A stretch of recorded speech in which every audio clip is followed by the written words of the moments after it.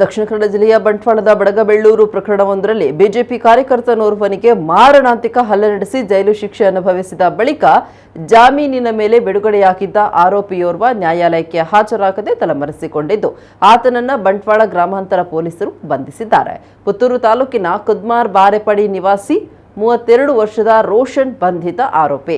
ಕಳೆದ 3 ವರ್ಷಗಳ ಹಿಂದೆ ಈತ ಬಿಜೆಪಿ ಕಾರ್ಯಕರ್ತನ ಮೇಲೆ ಮಾರಣಾಂತಿಕವಾಗಿ ಹಲ್ಲೆಯನ್ನ ನಡೆಸಿದ್ದ. ಆ ಬಳಿಕ ಆರೋಪಿಯನ್ನ ಬಂಧಿಸಲಾಗಿತ್ತು. ನ್ಯಾಯಾಲಯ ಈತನನ್ನ ಜಾಮೀನಿನ ಮೇಲೆ ಬಿಡುಗಡೆ ಮಾಡಿತು. ಆದರೆ ಆ ಬಳಿಕ ಆರೋಪಿ 3 ವರ್ಷಗಳಿಂದ ನ್ಯಾಯಾಲಯಕ್ಕೆ ಹಾಜರಾಗದೆ ತಲೆಮರೆಸಿಕೊಂಡಿದ್ದ. ನ್ಯಾಯಾಲಯದ ಆದೇಶದಂತೆ ಬಂಟ್ವಾಳ ಗ್ರಾಮಾಂತರ ಎಸ್ಐ ಹರೀಶ್ ಅವರ ನೇತೃತ್ವದಲ್ಲಿ ಸಿಬ್ಬಂದಿಗಳಾದ ಗಣೇಶ್ ಪ್ರಸಾದ್, ಯೋಗೇಶ್ ಹಾಗೂ ವಿಜಯ್ ಅವರು ಈತನ ಮಾಹಿತಿ ಸಂಗ್ರಹಿಸಿ ಮಂಗಳೂರಿನಲ್ಲಿ ಬಂಧಿಸಿ ನ್ಯಾಯಾಲಯಕ್ಕೆ ಹಾಜರುಪಡಿಸಿದರು. ನ್ಯಾಯಾಲಯ ಈತನಿಗೆ ನ್ಯಾಯಾಂಗ ಬಂಧನ ವಿಧಿಸಿದೆ.